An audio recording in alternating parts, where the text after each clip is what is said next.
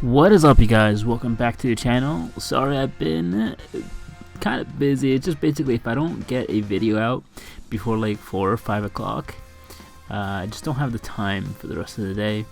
But yeah, basically a lot of holiday stuff with work, gym, and also going to some Christmas parties. But anyways, let's get on to the video. So in today's war, we are acting as the main protagonist of the story. We are going with full ghost synergies, and we're gonna take on this domino. So me and Legacy and I are splitting this path because I'm supposed to take on this domino and he's supposed to take on the Nick Fury next. I wasn't too sure how well this is going to go, so I boosted up a little bit, used the Power Star 1 as well. So basically most of this fight will be the issue with this fight is that that unstoppable, it has 8 seconds cooldown and then 8 seconds or 4 seconds uptime, so could end up being pretty bad. Anyways, yeah, hit my L2 and she had unstoppable, so basically I didn't hit or I didn't get to my L2 fast enough in order to SP2 and then SP3, but we do end up getting through. Now next fight is Legacy's turn, so he's up to bat and he's gonna go in with a Mega. So yeah, there he goes, and yeah, we're just kind of basically waiting because we're boosted. He's gonna take this fight and then thing, and then I'll take Mordo. But yeah, this, I think Aspect of War is probably one of the hardest fights on the map, and I still think it's a little bit overtuned just because of the spite. So it's spite Aspect of War, so anytime they throw an L1 and if it's a projectile, you have to, I guess you don't have to evade, but because I think it's after 50 seconds they become completely unblockable. So then that's where the issue comes, is if they're fully unblockable, it's a projectile, you gotta evade, you'll trigger dexterity, and they'll just keep on getting power. It's not a really good combination. It's really overtuned, like compared to every other node. Yeah. But yeah, looks like Legacy made a noobsy. Like again, guys, this is a really difficult fight. But yeah, we go in and yeah, Hector to the rescue, and we end up taking down this Nick Fury. So go in, let him hit into us, and he has 4 charges, so no phasing after that. After he gets at least 5. And we finished off this fight, so came in clutch and finished the fight. And then Legacy takes on that thing with his stealth Spidey. So his team was Omega and stealth Spidey basically. But yeah, started out this fight, and man, this clip is actually pretty funny because yeah, I'll just let you guys watch it.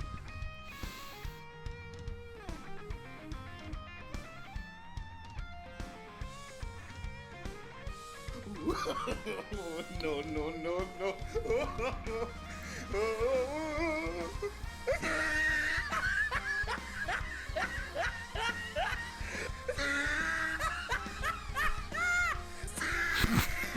Oh my god, when I saw that, oh, I was creasing.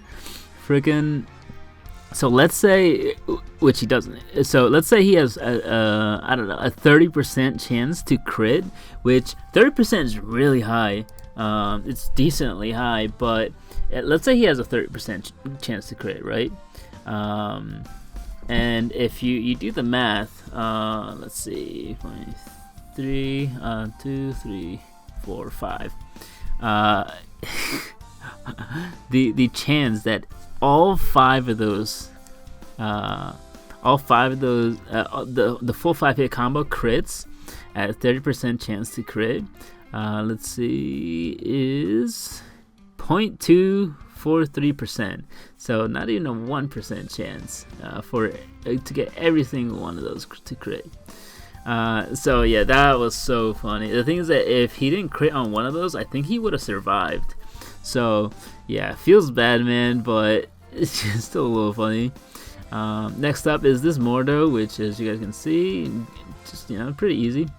One thing I figured out is that Mordo, whenever he's about to get a power gain, whether he's defensive or pretty aggressive, depends if you're hitting him during that time. So let's say he's about to get the power bar and you do a 4-hit combo and you back off, he'll like stay aggressive. But if he's like, let's say 3/4 to the way there to get his power gain again, and you don't attack him, you just evade him, then he'll become defensive. At least that's what it feels like. I take him all the time in AQ on a defensive node, and yeah, it pretty much plans out. Alright, next up we got Thor Ragnarok. Now I really messed up this fight because I ended up getting to an L3. And I don't think this fight is hard in particular, but I think I was trying to get him to throw his special attack. Let's see. Yeah, okay, so I don't know what happened. So basically, yeah, he goes to throw his special attack, and I was gonna go for a special 2, but he used his SP1, and when I evaded, I also phased. So it caused me to get to an L3, so now I'm throwing an L3. I'm like, ugh, disgusting. Because L3s don't crit, so... Luckily, for some reason, he was really trigger happy. Just threw all his specials. Because, yeah, I mean, I have Hood, but, I mean, you never want to take an L3. It's more time, and if, after the L3 animation, if you're not on point, then, yeah, could end up bad. Alright. Next fight, so we finished the lane, did just fine. Now we got mini bosses, so I'm supposed to be taking these 2 mini bosses by Raphael, and it's a Korg at rank 5 and a Dr. Doom also at rank 5. Now this Korg isn't that big of an issue, however I did make, it was like a silly mistake. I don't know what I was thinking, but what I should have done is I should have popped a 150% boost here, and then popped another one, or I mean, not have to pop the 150% boost for the next fight, because for some reason I took this fight without the boost, and then took the next fight with the boost, which is kind of silly because like, why wouldn't you just boost for both fights and instead of just boosting for the one fight? It just seems kind of funny. Another thing I noticed as well on Korg is that sometimes after his SP2, you have like enough space to like light attack hit him, and there are other times that you can't. So I'm probably gonna try to figure what that is. I'm not sure if it's the timing of my evade, or maybe it's just some fat chance. I don't know. But either way, I'm gonna try to figure it out next time I fight him, because it could help a lot. The fact that instead of using a medium attack to come in, if you can use a light attack, and he has rock charges, it would help out a lot. Now this is where the fight actually does get a little dicey. So you can see here, light attack, and yeah, nothing. And then he goes unblockable and unstoppable, and yeah, we're in a little bit of trouble. And okay, but there we finally get out of that and go for an L2, and yeah, we're good. So kind of scary, pretty close. We had 18% health left, so now we're gonna have to heal up again. And the thing is that if I had boosted, that would never have happened. I would have just launched 2 L2s back to back quite easily. So gotta heal up again and gotta boost up for the next fight, which again I should have boosted up for the Korg fight in order to use to make use of the boost more efficiently. That probably would have saved me those 2 potions that I'm using now. Alright, let's see. So yeah, I got a 50% XP boost. I think it was item use, and yeah, we're gonna use a 150% tech boost. I don't think we use the 8%. But we use a 10% champion boost. I don't think I use a health boost.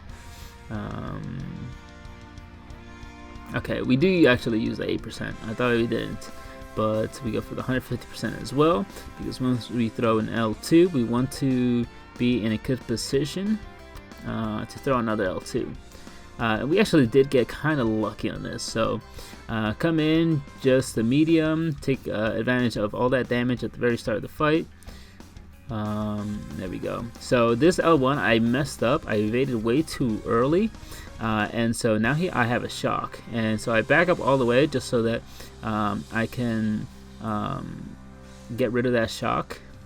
And yeah, we go in, he throws an L2, evade the first shot, block most of the other one, throw an L2, we're back again to an L2, and for some reason he doesn't throw an L3, so we were able to clutch that fight and yeah, finish the war off.